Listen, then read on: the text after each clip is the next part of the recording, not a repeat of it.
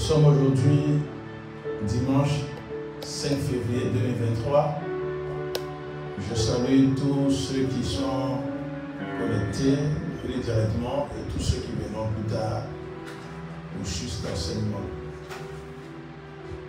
La guerre invisible, la guerre spirituelle que nous menons en tant que disciples de Christ Jésus. Tel est le sujet de notre enseignement de ce matin. La guerre spirituelle, la guerre invisible que nous menons en tant que disciples de Jésus-Christ.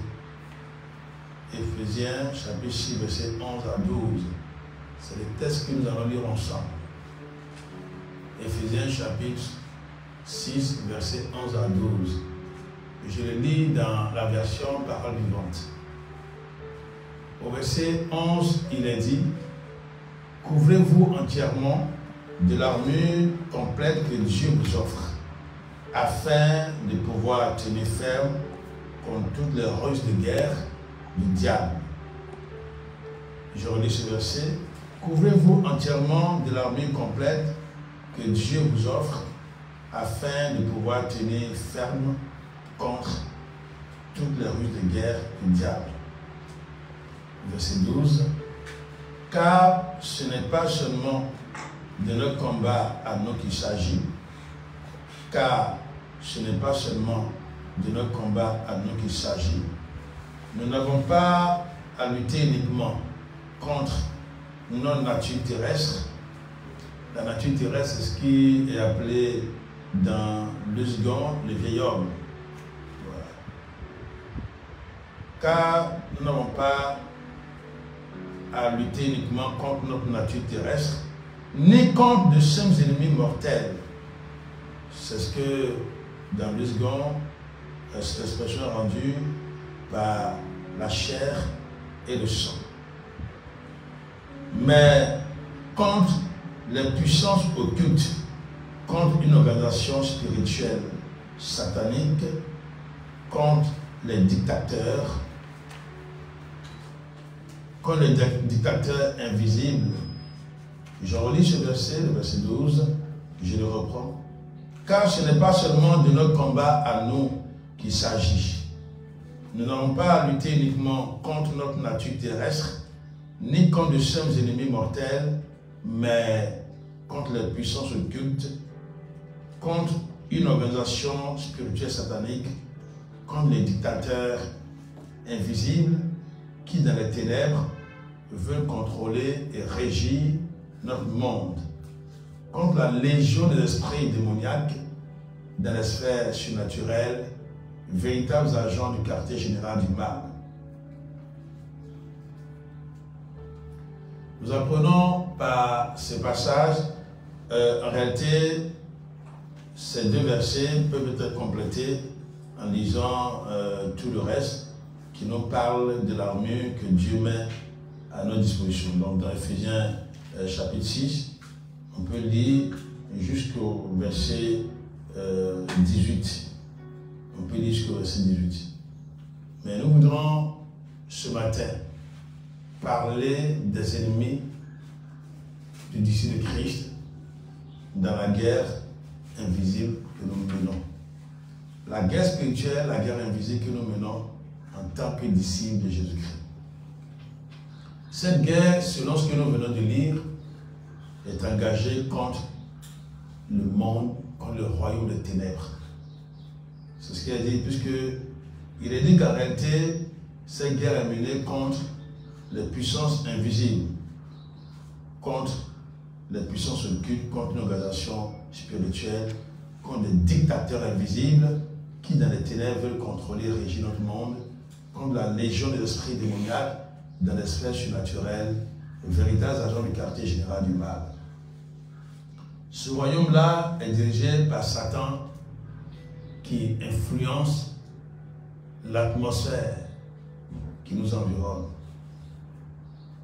L'ennemi, Satan, influence l'atmosphère spirituelle. Et il est dit dans Éphésiens chapitre 2, verset 2, dans le passage que nous venons de lire, que c'est lui qui influence la mentalité ambiante. Éphésiens chapitre 2, verset 2. C'est-à-dire que les obligés de Satan, les suppôts de Satan, travaillent en synergie pour que le royaume de leur maître progresse. Il y a certes des gens qui sont déjà vaincus dans la situation. Il a certes des personnes qui sont déjà vaincues. Il y a des gens qui sont ses esclaves. Il y a des personnes qui contrôlent.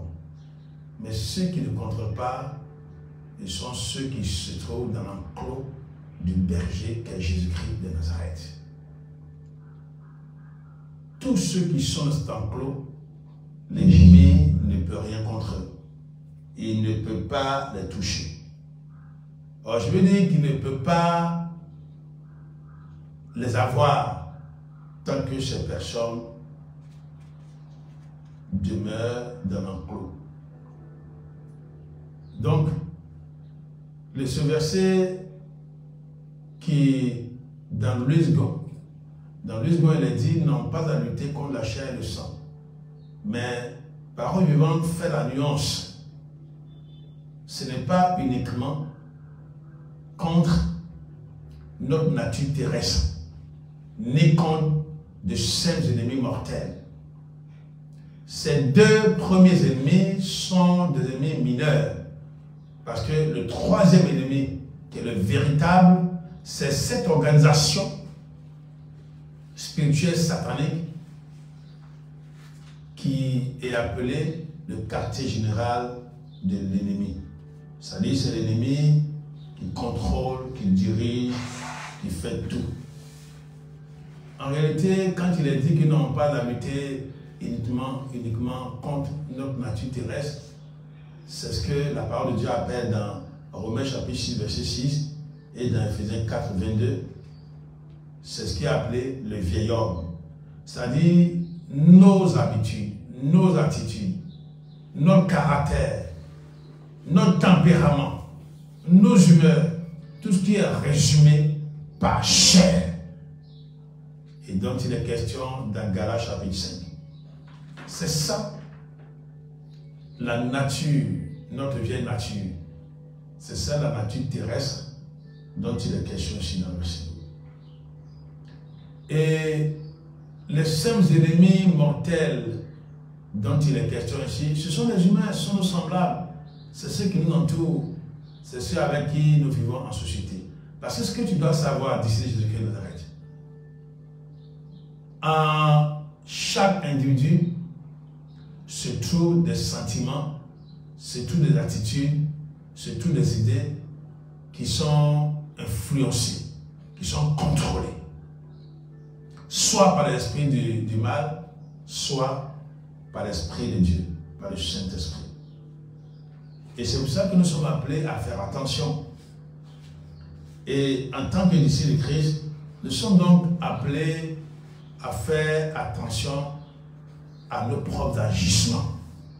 Parce que dans la réalité, parfois on se dit, mais moi, Christ m'a sauvé, je suis libéré, je n'ai pas de problème, je sais que je suis sauvé. Oui, tu sais que tu es sauvé, mais il est dit clairement dans Ephésiens chapitre 2, verset 2, que ceux qui refusent d'entrer dans le plan de Dieu, ce sont des esprits mauvais qui agissent à travers eux. C'est-à-dire, même si tu es disciple accompli de Jésus-Christ de Nazareth, toutes les fois où tu ne seras pas vigilant, l'ennemi agira à travers toi. Dans Matthieu 16, 23, Jésus a dû dire à Pierre, toi tu es porte-parole de Satan, tu es porte-parole du diable, éloigne-toi de moi. Éloigne-toi de moi parce que tu veux m'empêcher d'accomplir la volonté de Dieu. Pierre, c'était pas n'importe qui. Et Pierre suivait Jésus-Christ. Il était disciple de Jésus-Christ. Mais pourquoi à cet instant précis, son maître lui dit qu'il est porte-parole du diable? C'est ce qu'on appelle la nature irrégénérée qui peut nous dominer parfois. C'est-à-dire, moi avec mes pensées, moi avec mes sentiments, le moi en moi, dont Jean-Baptiste a dit que je diminue et que Christ croisse en moi, ce moi naturel-là, il est toujours là sollicité par le diable en vue de pouvoir faire obstacle à l'œuvre du Saint-Esprit en toi, à la transformation de tous les domaines de ta vie que le Saint-Esprit veut opérer. C'est vrai que l'ennemi ne peut pas. Toi-même, tu peux être entraîné par ton caractère et que tu juges bon.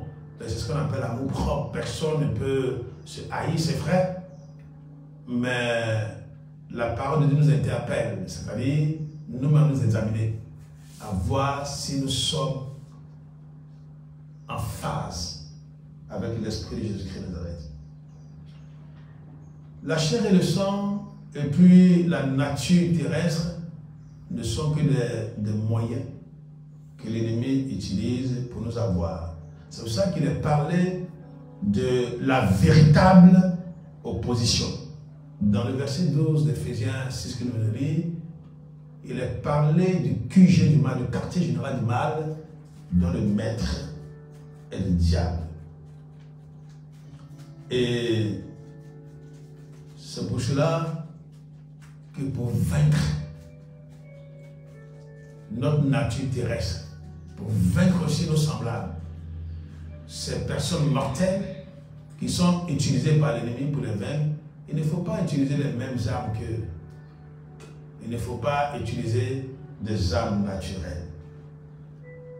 Il est dit que nos armes sont spirituelles. Et là, nous lisons dans 2 Corinthiens, le chapitre 10, du verset 3 au verset 5. 2 Corinthiens, chapitre 10, verset 3 au verset 5. Sans doute, nous sommes sur la terre, nos vies ressemblent à celles de tous les hommes, mais nous ne luttons pas à la manière du monde et notre combat est différent du leur.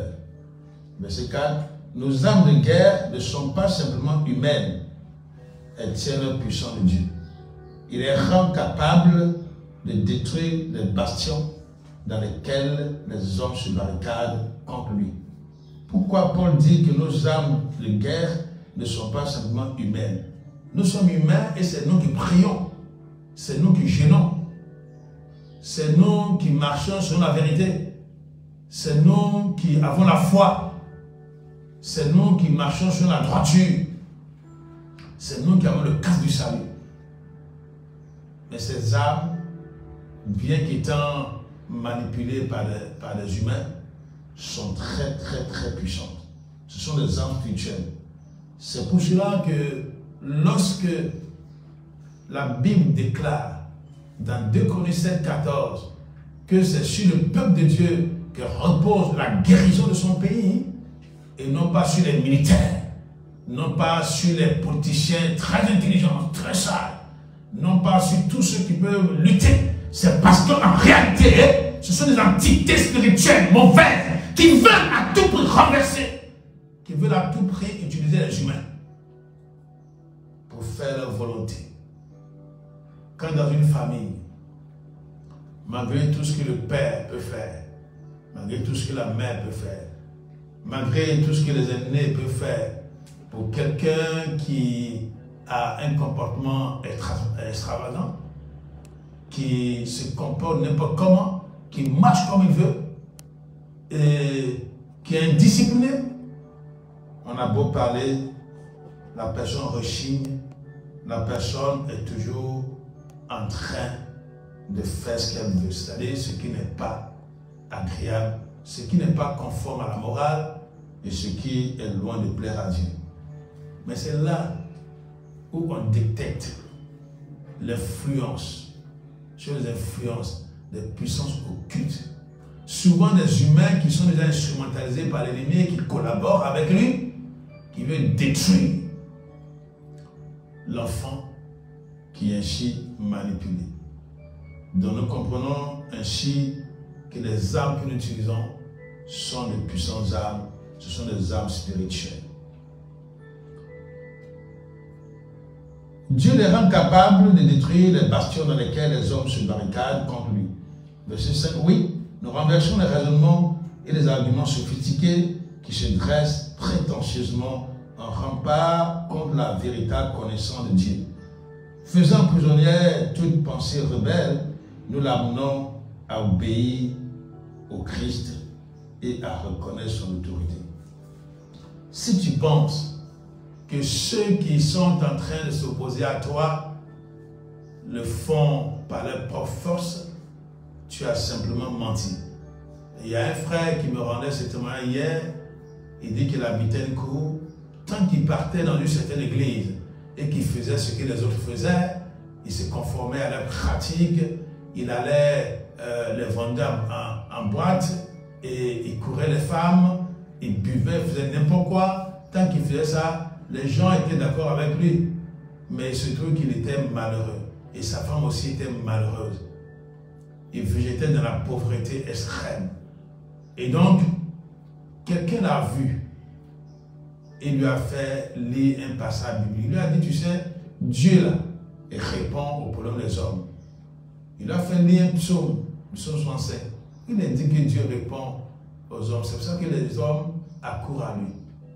Donc il a invité à une réunion et puis il a accepté Christ Jésus.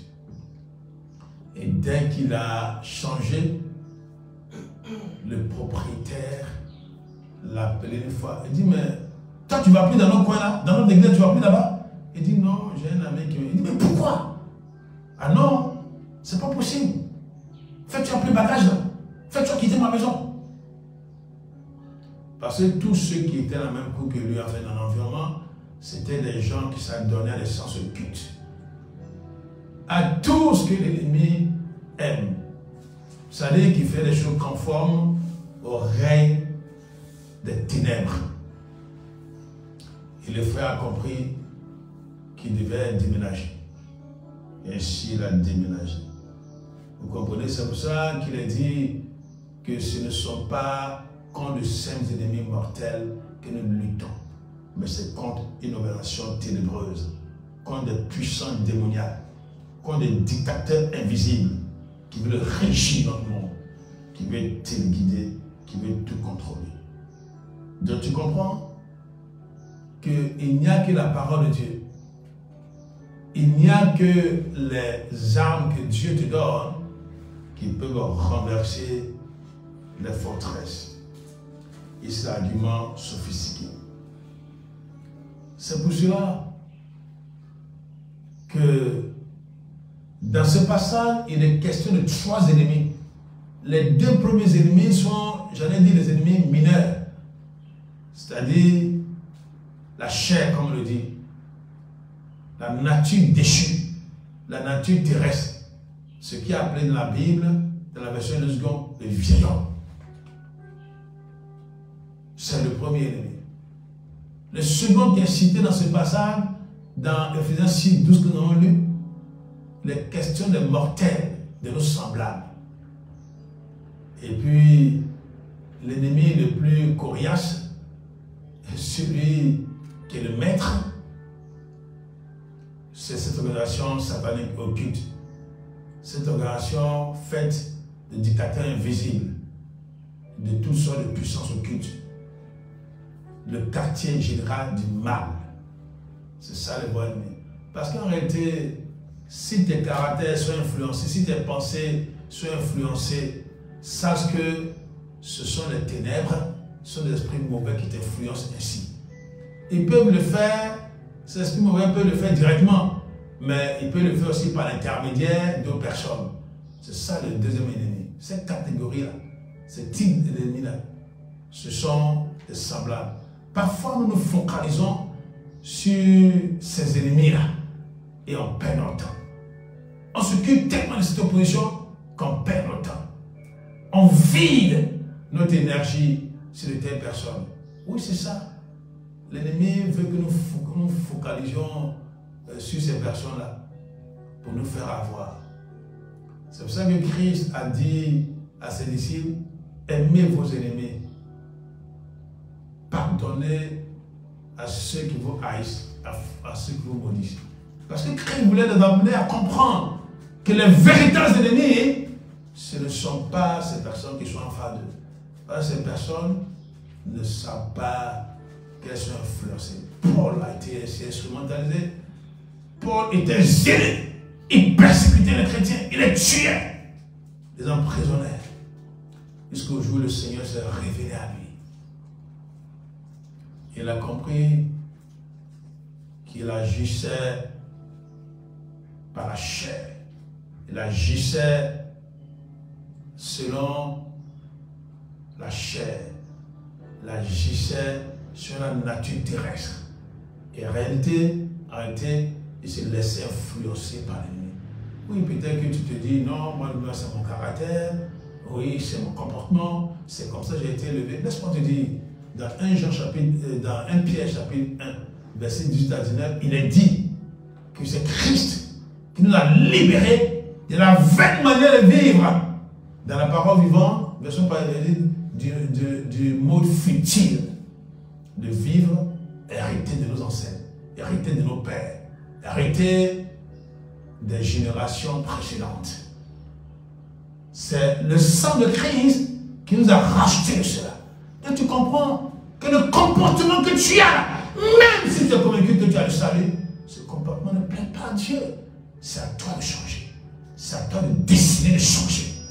C'est pour ça qu'il est dit dans Galates chapitre 5, verset 7, marchez sur l'esprit, vous n'accomplirez pas les îles de la chair. Je ne prétends pas y être parvenu. Mais je te dis ce que la Bible enseigne. Et ce qui est la vérité. Ce qui va te préserver de tant de surprises. Au dernier moment, Christ a dû dire à des gens, retirez-vous de moi, vous qui commettez l'iniquité, je ne vous connais pas. Oui, vous n'êtes pas de voix, vous voyez de mon Dieu, de mon Père. Et pourtant, c'est des gens qui ont fait tout sur le miracle. C'est des gens qui ont eu à exercer le ministère, qui ont sans doute amené des gens à Christ. Mais pourquoi Christ dit ne les reconnaît pas? Parce qu'ils ne sont jamais dévêtus du vieil homme. Ils sont toujours convaincus qu'ils étaient agréables à Dieu. Alors qu'en réalité, la parole de Dieu est claire. Ces trois ennemis-là, il y a toi-même. Et tu dois t'extirper des crimes d'ennemis en marchant sur la parole de Dieu. Oui. Dans Matthieu chapitre 7, verset 23, je l'ai dit, Christ a dit à Pierre, arrière de moi, pour parole du diable. Pierre a dû s'en offusquer. Mais dis pourquoi est-ce qu'il me traite de porte-parole du diable? Quand même, moi je ne connais pas ça. Je te donne de bons conseils, je te dis, il ne faut pas aller à Jérusalem, ils vont te tuer là-bas. Oh! Et puis tu me traites de diable. Alors entre nous, n'est-il pas ça de dire à quelqu'un qui veut l'affronter, deux personnes qui vont le faire passer des vies à trépas? N'est-ce pas ça de lui dire non, n'y va pas? Mais Pierre n'a pas compris que dans la parole de Dieu, il est écrit que Christ était venu pour mourir pour les humains. Oui, parfois quand tu ignores, sinon quand tu mets en oubli la parole de Dieu, tu en fais selon tes pensées. C'est pour cela qu'il est parlé des pensées rebelles dans 2 Corinthiens chapitre 10, verset 4.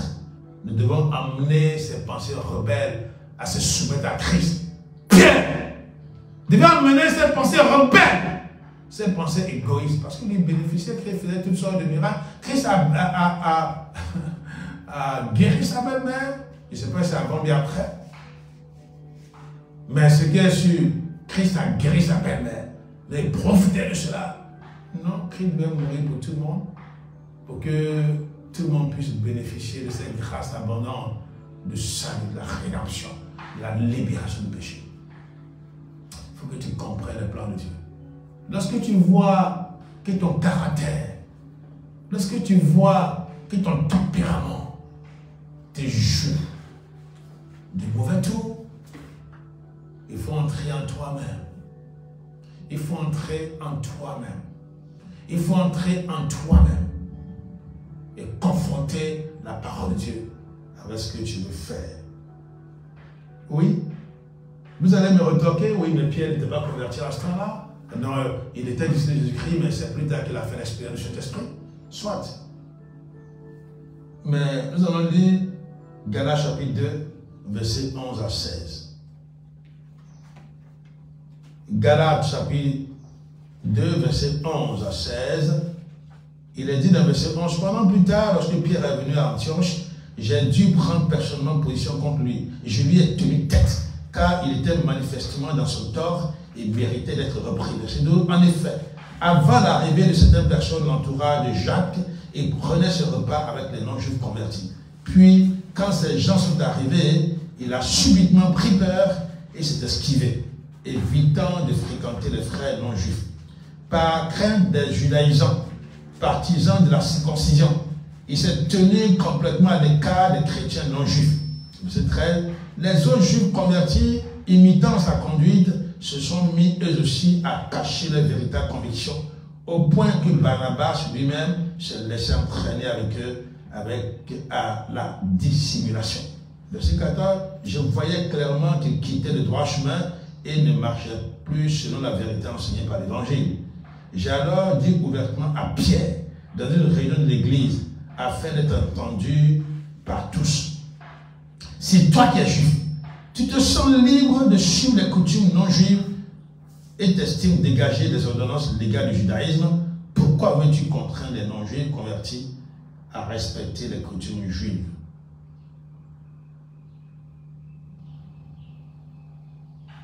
Ici, là, dans ce passage-là, Pierre a déjà fait l'expérience du baptême du Saint-Esprit, de feu. Par sa prédication, 3000 personnes sont venues à Christ, se sont converties.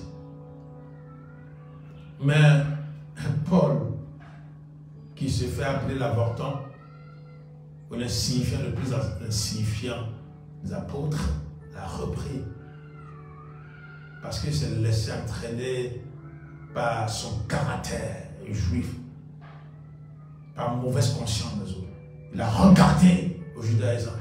Et puis il se dit, ah, mais il ne faut pas qu'on me dise de moi, il ne faut pas qu'on me méprise, il ne faut pas qu'on dise des choses, il ne faut pas qu'on parle. Alors tout de suite, il a fui les non-juifs. Il a voulu plaire aux gens. Paul dit dans Galates chapitre 1, verset 10. Est-ce qu'en parlant ainsi je cherche à me concilier la faveur des hommes? Est-ce devant eux ou devant Dieu que je suis responsable? Si après toutes ces années, j'en étais encore à vouloir faire plaisir aux hommes et à chercher la popularité en me conformant aux opinions des autres, je ne serais pas un vrai serviteur de Christ. Si je devais plaire aux hommes, dans le sens qu'il a dit, je ne serais pas serviteur de Christ. Ici, là, Pierre a voulu plaire aux judaïsants. Nous ratons tant de bénédictions du Seigneur. Nous freinons l'œuvre des cieux. Nous faisons tort à nous-mêmes. Et nous faisons tort à Jésus-Christ. Parce que nous nous préoccupons du quand dira-t-on.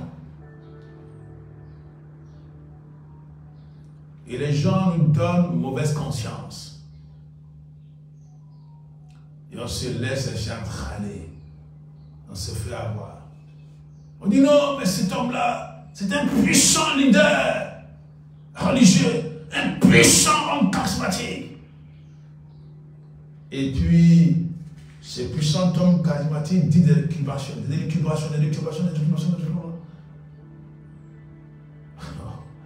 Il dit des choses graves. Il a un comportement grave. Il encourage les gens à rester dans un péché, à défier Dieu. En reniant Christ. En vilipendant la parole de Dieu. Alors qu'il est dit que toute l'écriture est inspirée de Dieu. Est capable de nous corriger, de nous instruire, afin que, c'est dans 2 Timothée chapitre 3 verset 16, il a dit, car toute l'écriture a été rédigée sous l'inspiration de Dieu. Toute l'écriture, de la Genèse à l'Apocalypse, en passant par les lignes historiques, toute l'écriture a été rédigée sous l'inspiration de Dieu. C'est pourquoi elle est utile pour nous enseigner la vérité et nous en persuader, pour apprendre à nous connaître et pour nous convaincre de péché, pour réfuter les erreurs et rectifier nos pensées. Elle nous aide à réformer nos conduites et nous rend capables de mener une vie juste et disciplinée conforme à la volonté de Dieu. Toute l'écriture, même si tu penses qu'ici c'est une erreur ou une discordance entre les différents livres qui rapportent tel ou tel fait, la Bible te dit que toute l'écriture, il n'y a pas d'exception, est inspirée par Dieu, par le Saint-Esprit de Dieu. Dieu ne peut se tromper. Même les mauvais exemples qui sont donnés dans la Bible le sont pour notre instruction, pour ton instruction, pour mon instruction. Et c'est Dieu qui a inspiré les gens à écrire de tels textes, à les mettre, à les voter sous le canon qui est accepté par Dieu. C'est ce que tu dois savoir. Si tu veux répandre le péché, va ailleurs le faire. Et ne t'en prends pas à la parole de Christ. Ta chair, ta nature est régénérée, tu joues de tout. Et tu utilises pour induire les autres en erreur et pour les entraîner dans le décor, pour les entraîner en enfer. L'histoire de Caïn et Abel a été rapportée parce que Dieu veut que nous prenions le bon exemple et que nous n'appliquions pas cela. L'histoire de Sodome et Gomorrhe a été rapportée pour que nous sachions faire la part des choses et que nous sachions que l'idolâtrie est réprouvée par Dieu. L'indiscipline est réprouvée par Dieu. Le dérèglement des mœurs est réprouvé par Dieu. C'est cela la vérité. Le disciple de Christ face au royaume des ténèbres. Le royaume des ténèbres, l'esprit mauvais, utilise comme intermédiaire la nature est régénérée de l'homme. Mais même celui qui a accepté le Christ, celui qui a accepté le sujet de Jésus-Christ de Nazareth, si tu n'es pas vigilant, l'ennemi peut toujours t'entraîner, comme il a entraîné Pierre, comme il a voulu entraîner Christ. Dans Luc 4 et Matthieu 4, il lui a dit, si tu m'adores, alors je donnerai tous ces royaumes de la terre, parce qu'ils m'ont été donnés. Oui, l'ennemi, quelquefois, il vient, il sait que tu es chrétien, il sait que tu es disciple de Christ. Il sait que tu es chrétien, il sait que tu es disciple de Christ. Mais il te dit, non, ça c'est une seule fois, fais ça simplement, après tu seras pardonné. Et puis, c'est sans compter les conséquences. Il y avait une jeune sœur qui était tout feu, tout flamme, qui aimait le Seigneur de tout son cœur, de tout son âme, de tout son esprit. Et puis il s'est trouvé que les gens la côtoyaient. Elle résistait. Il y a un qui s'est fait passer pour son fiancé, qui l'a attiré, qui a dit non, c'est pas grave. Une seule fois, moi écoute, tu sais que moi j'ai envie de toi, écoute, une seule fois, la sœur s'est laissée avoir. Et cette seule fois, elle est tombée enceinte. Ils ont voulu camoufler en faisant l'avortement. La sœur y a laissé sa vie. Elle est morte. L'ennemi cherchera toujours à te reconquérir parce que lui, le défi, c'est qu'il veut entraîner tous les hommes dans le décor, tous les hommes de l'enfer. Évidemment, il dira aux gens que l'enfer n'existe pas. Il fait du camouflage pour mieux les avoir. Laisse-moi te dire une chose. Si tu as décidé d'accepter Jésus-Christ de Nazareth, si tu as décidé de marcher selon Dieu, veille à ce que l'ennemi n'ait rien en toi. Jean 14, 30. Si tu lèves les dispositions de la chair, prends l'ampleur en toi, l'ennemi va en profiter. Christ a dit de prendre ce monde Dieu, mais il n'a rien à moi. Oui, je prie, je souhaite vivement, je prie que l'ennemi n'ait rien à moi, qu'il n'ait rien à toi non plus. Ils ne sont pas redevables à la chair pour vivre selon la chair. C'est ce qui est dit dans Romains chapitre 8, verset 12. Oui, Pierre n'était pas obligé de faire plaisir aux gens ou de prendre en compte le quand dira-t-on. Quand dira-t-on? Quand dira-t-on? Qu'est-ce qu'ils diront, ces personnes qui nous voient, qui nous entourent? Qu'est-ce qu'ils en diront? Vous me méprisez? Oui, je suis un grand. Pourquoi est-ce que je vais aller me mettre en public, sur un lieu public, et puis prêcher l'évangile? Ah, mais quand même, je suis un VIP, pourquoi le ferais-je? On me méprisait, on va se moquer de ma femme, on va se moquer de mes enfants, on va me traiter de fou, de troublé. Galates chapitre 1, verset 10, si je devais plaire aux hommes, je ne serais pas accepté Jésus-Christ de Nazareth. Enfin, parce que c'est Dieu qui me voit, c'est Dieu qui va me juger. Tu vois, si tu ne veilles pas, quel que soit ton niveau spirituel, l'ennemi va influencer, peut influencer au moyen de tes penchants naturels, au moyen des autres, auprès de qui tu prends des conseils, les autres que tu considères. L'ennemi peut t'influencer à travers eux. Et tu verras, tu seras dans les décors. Parce qu'ils viendront te dire, mais tu vois ce qu'il fait, mais tu vois ce qu'elle fait? Non, mais c'est qu'à ton nom. Ce serait un mauvais témoin pour lui. S'il devait plaire aux hommes, je ne serais pas serviteur de Jésus-Christ de Nazareth.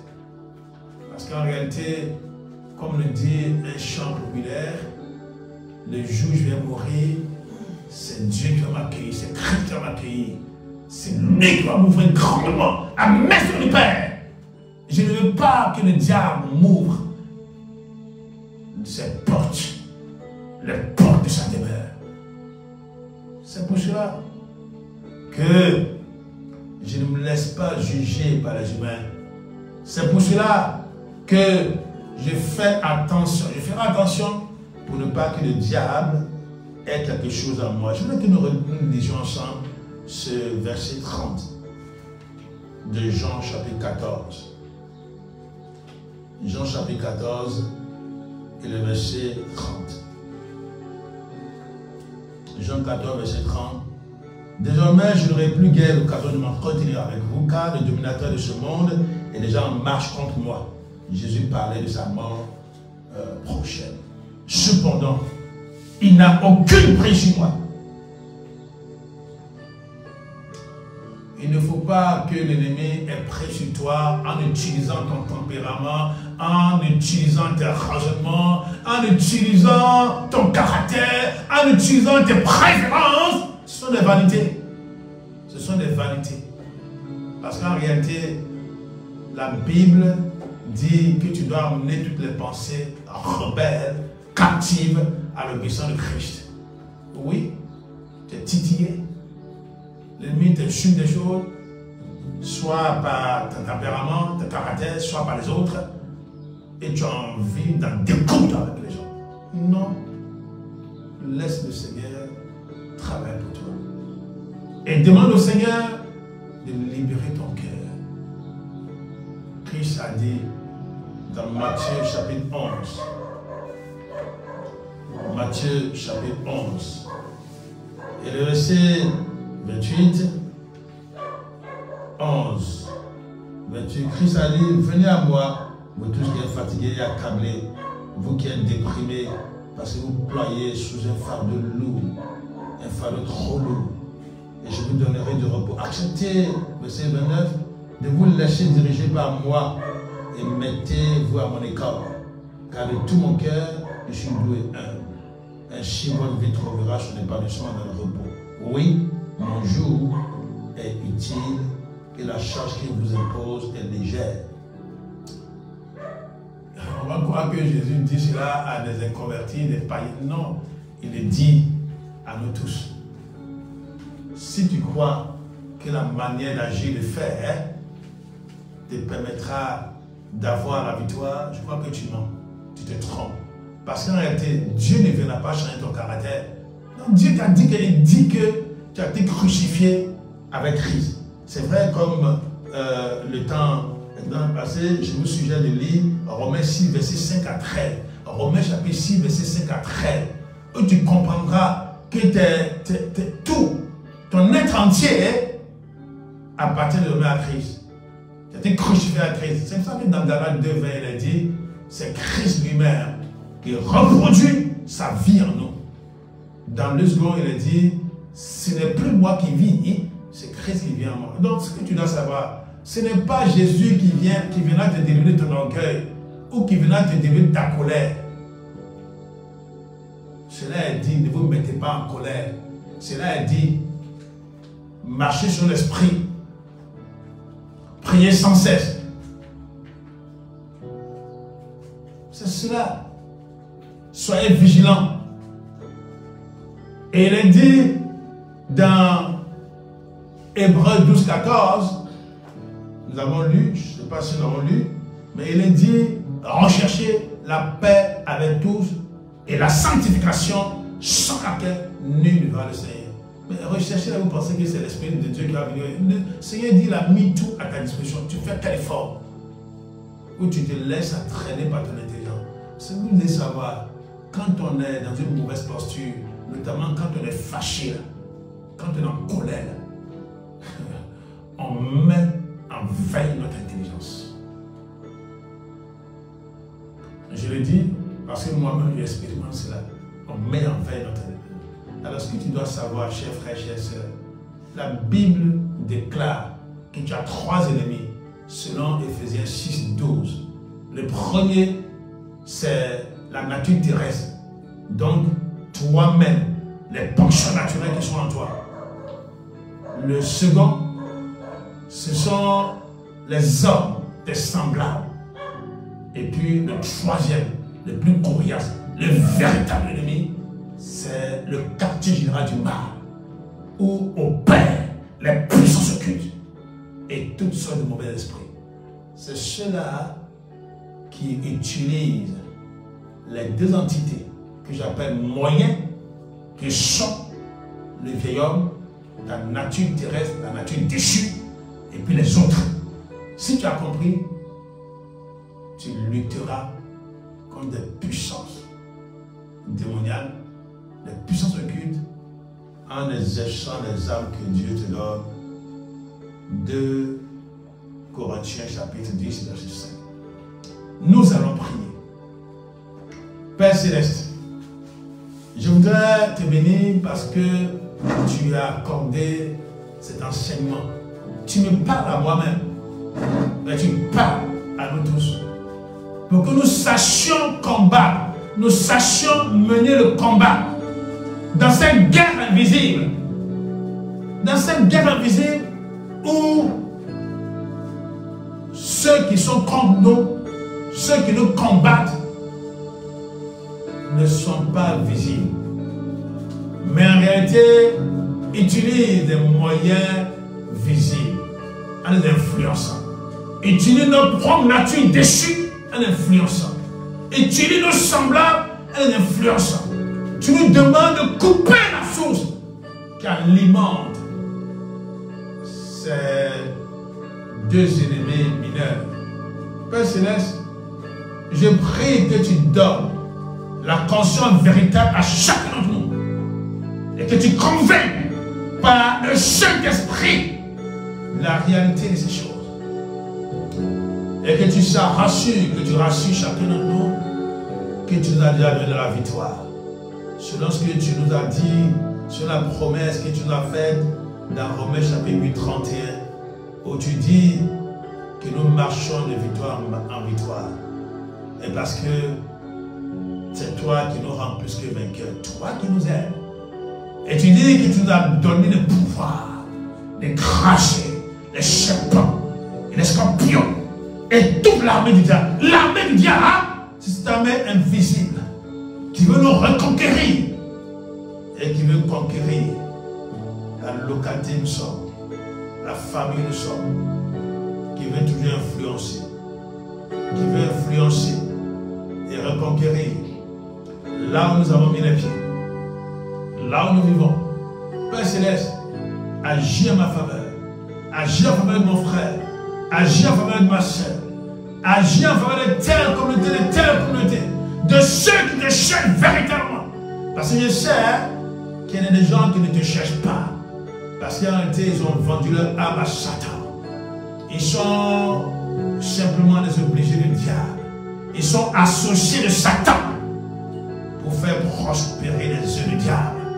Je prie, Seigneur, que tu ouvres les yeux des uns des autres. Ouvre les yeux de tes servantes, de ceux qui te cherchent de tout leur cœur. Et amen. Ceux qui sont zélés de façon amère, comme le fut sur le Tarse. Parce que je crois dans la vérité, je prie que tu touches leur cœur, Seigneur. Et que tu les amènes à comprendre que le salut se trouve en toi. Je prie pour la destruction des œuvres du diable, parce que toi, tu es venu afin de détruire les œuvres du diable. Et tu as fait de nous aussi des démolisseurs des œuvres du diable. Seigneur, glorifie ton nom, manifeste ta gloire dans nos vies et aide-nous à comprendre davantage notre rôle d'instrument entre les mains du Saint-Esprit afin de chercher à te plaire et amener toutes les pensées captives à l'obéissance de Christ. Que ton nom soit glorifié, que ton nom soit sanctifié.